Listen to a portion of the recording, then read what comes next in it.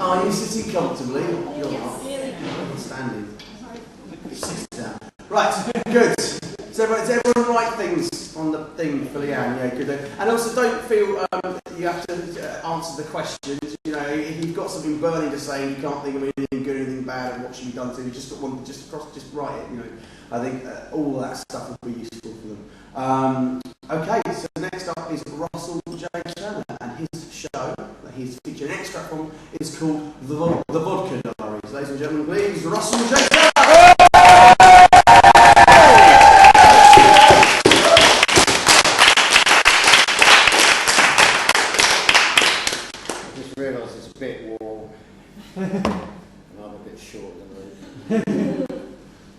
Yes, thank you. Hello! Hello! Yeah, I'm not actually going to do an extract tonight. I'm going to kind of do like a précis version, so you'll get a very kind of narrative arc. And like Leanne, I also have a script. We'll see if I need it. The answer will almost certainly be yes. We'll start with a sonnet. Welcome to the party, my old friends. Welcome to this bastion of good cheer, vodka, Charlie, red wine, sex and beer. Welcome to the show that never ends. Welcome to the evening that transcends those petty daily grinds of doubt and fear, a riot of debauchery and good gear. Welcome to the staircase that descends. And I descend, a slight smile on my face, not stumbling now, just tripping to the beat. My syncopated heart picks up the pace. My heart breaks at each pretty dancer's feet. My heart breaks with each swallow that I take. My heart breaks with each moment that I wake.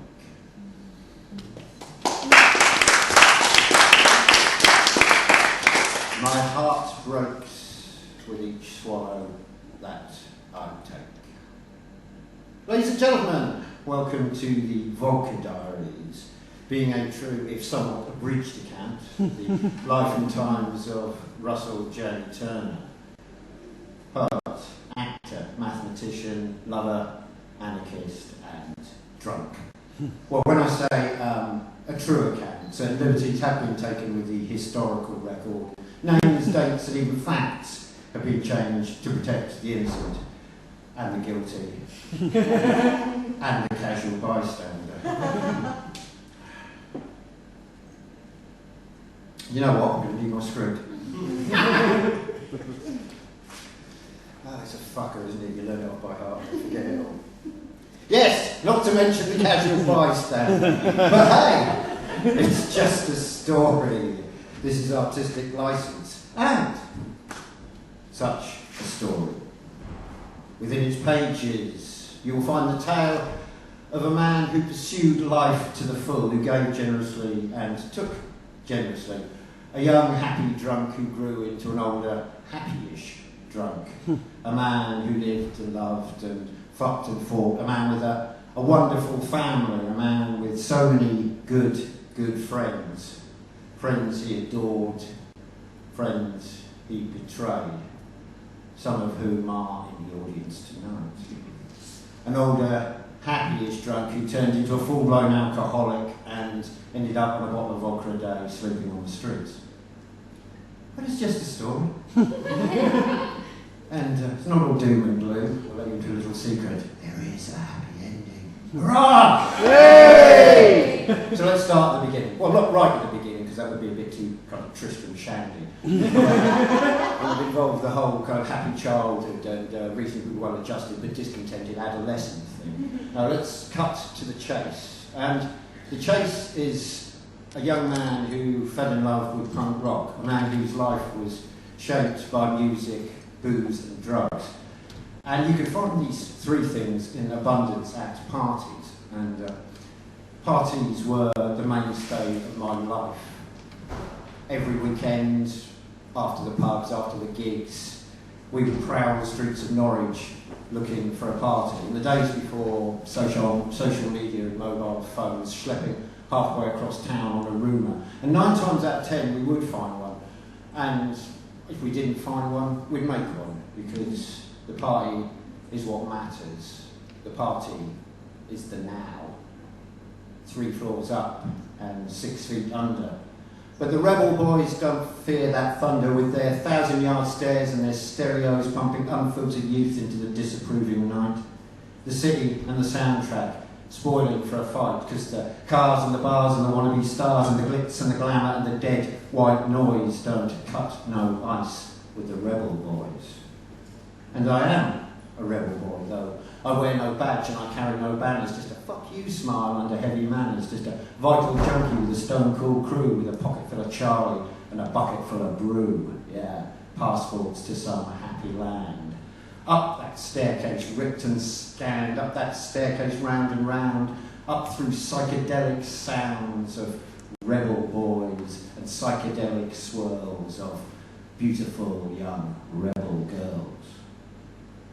And the first person I lay eyes on is the man holding court on some combustible sofa.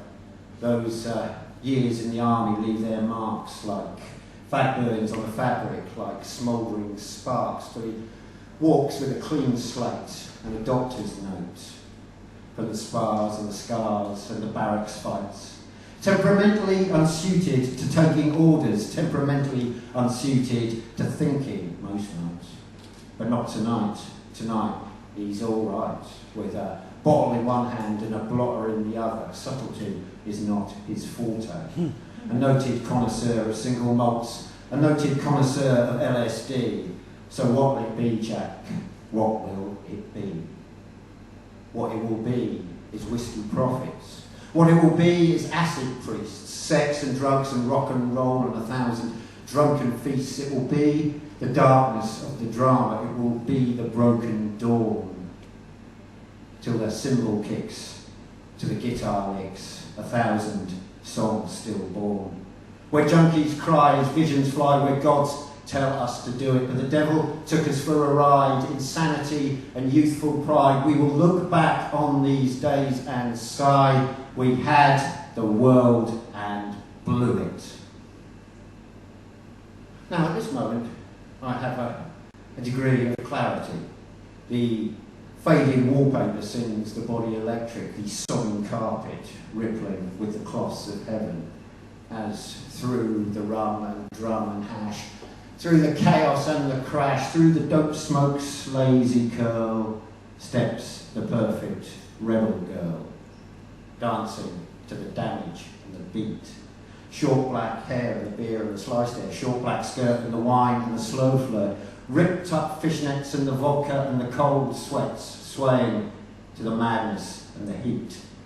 And I sway with her, heel to toe. Where she stumbles I will go. No words are spoken. All we know is the bass line banging to the rhythm's crack. All we know is what we feel as we stumble toe to heel. Reality is a con man spiel.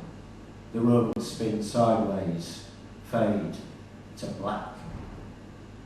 And suddenly it's 4 a.m. and I'm scavenging joint butts for a pipe. Hoovering up the dregs of head fuck cider, I hear her vomiting, bent over a sink, and something snaps inside of me. I grab her by the waist and spin her around, just enough time for shocked eyes and streaking makeup, mouth wide open. I kiss her hard, smoke and booze and sick, mixing with lust and trust and panic, kicking and screaming and scratching and kissing as something snaps inside of her, licking my face and biting my neck, rolling in the crushed cans, howling the words. I feel stuck on a pin, I feel stuck on a pin, just some weird sin, just some weird sin, as the world caves in. And I wake in her bed, with a hole in my head where the past should be, and she's smiling at me with that crooked little grin like some gothic Mona Lisa, saying, "Hey there, boy, you were fucking insane. But you lost the plot, and I never came, so this time, lover, when we do it again, you can feel my fever, you can whisper my name, you can tell me that you want me, you can tell me that you need me, you can tell me that you love me, you can fill me, you can feed me, you can hold me like a hand grenade or sing me some sweet serenade. You can put me on a pedestal, you can beat me like a drum. But just fuck me for tomorrow, because tomorrow always comes." Oh yeah.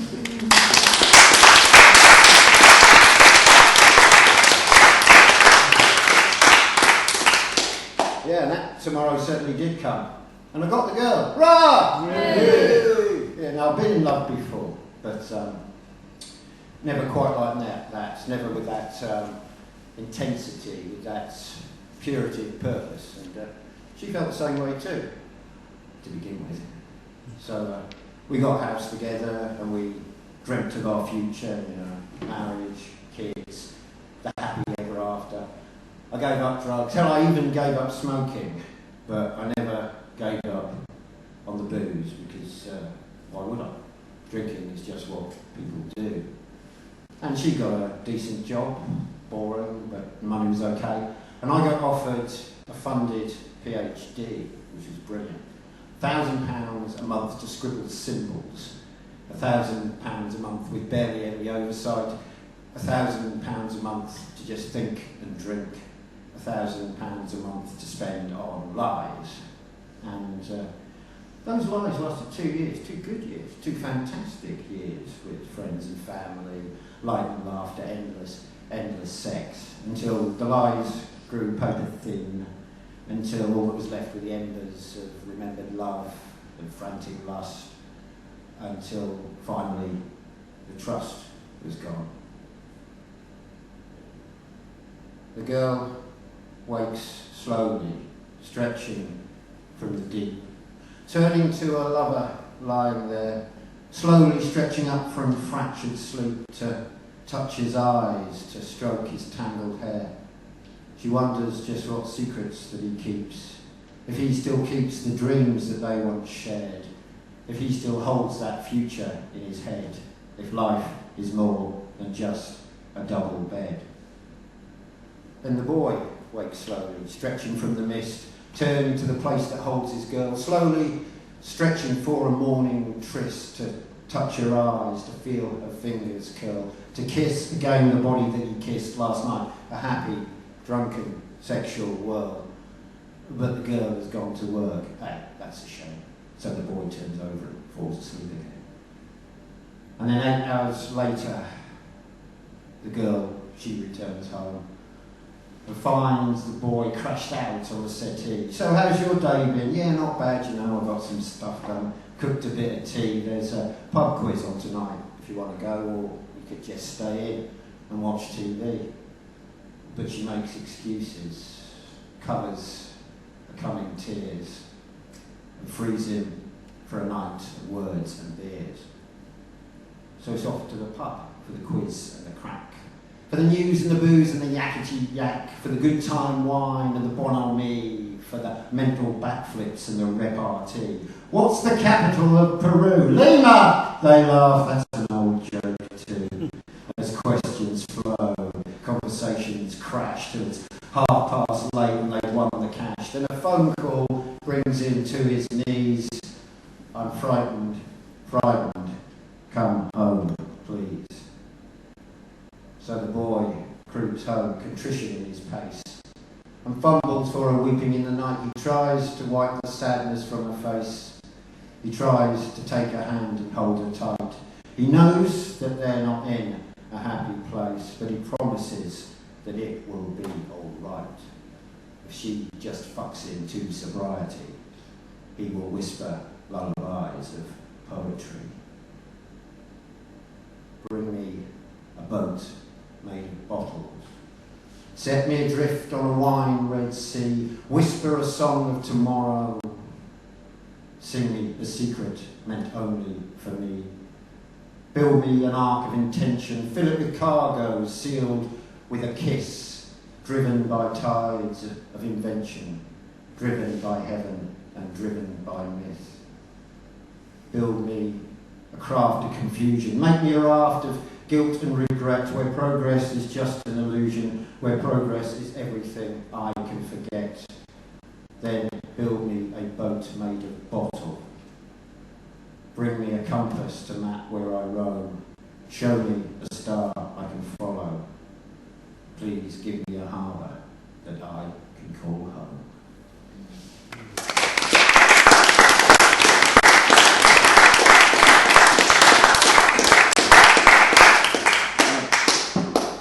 We used to read poetry to each other in bed. It was beautiful. Pretentious, but beautiful. But eventually, you know, you realise that poetry and promises mean nothing without action. Eventually you realise that drinking a bottle of wine on your own when the woman you love is upstairs sleeping alone in bed is a pretty fucking stupid way to try and salvage a relationship. And you wake up one morning to discover that she's fallen in love with somebody else and fucked off to build a new life, a new home. And I was heartbroken. Of course I was. But I was resilient.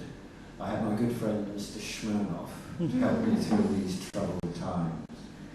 Now, the mind of an alcoholic is unfathomable, even to the alcoholic themselves, especially to the alcoholic themselves. I mean, intellectually, I knew that what I was doing was destructive and wrong, but emotionally, I was so wrapped up in my own self-pity that sanity and reality barely got a look in.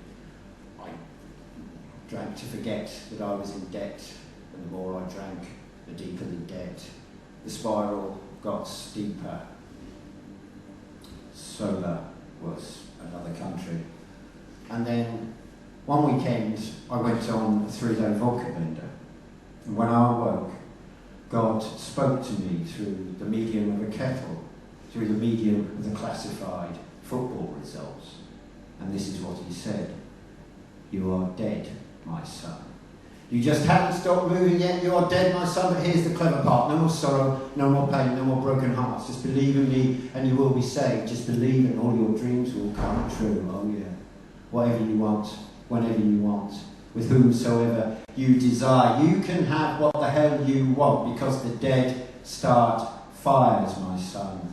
The dead start fires. And so I did.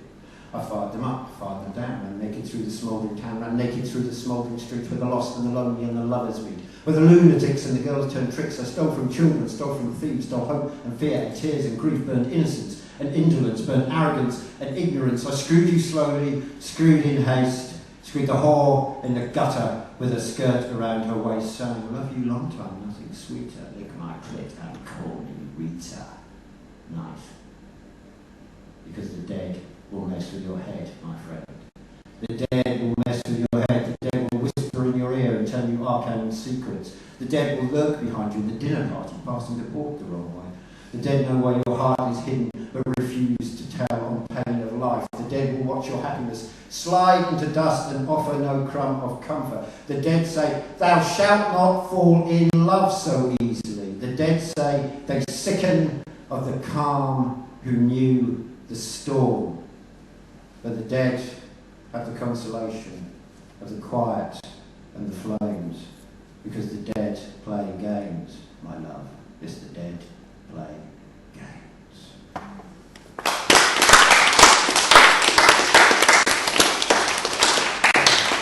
Yeah, that was a doozy. 3 days of auditory hallucinations, visions of flames and death. And some people might have taken this as a kind of a religious revelation, but being a lifelong militant agnostic, I actually interpreted it as my body holding up a fucking great sign and saying, "Stop drinking, you silly muppet, you're killing yourself." But despite that, it took a few more months for the message to really sink in, a few more months of screwing over my nearest and dearest, until I finally ended up sleeping on the streets in Peterborough.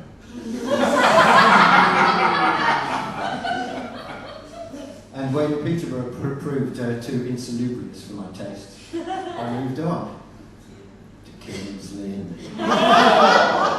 And believe me, when you spent the night in a public convenience on King's Lynn bus station, you realise that rock bottom really has arrived.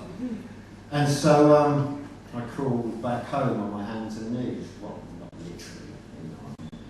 I crawled back home to beg forgiveness of my family and friends, and to finally try and stop drinking. And astonishingly, they forgave me. Hurrah! And even more astonishingly, I did stop drinking. Hurrah! You see, I told you there was a happy ending. Welcome to the party, my old friend. ticker tape and the street parade, the ginger beer and the lemonade, yes. We are hardcore, we play rough with our cups of tea and that fizzy stuff. We bake a cake and we beat a drum for the stupid fucking prodigal son, yes. Welcome where recriminations end. Yes, we play rough, but we play fair, and our only fault is that we fucking care. So when you stand at the door with your broken grin, will we slam the bolt? Will we let you in when you knock at the door? What will we say? Give us a hug, you fucking arsehole. And tell us that you're here to stay. Cheers. Thank you very much.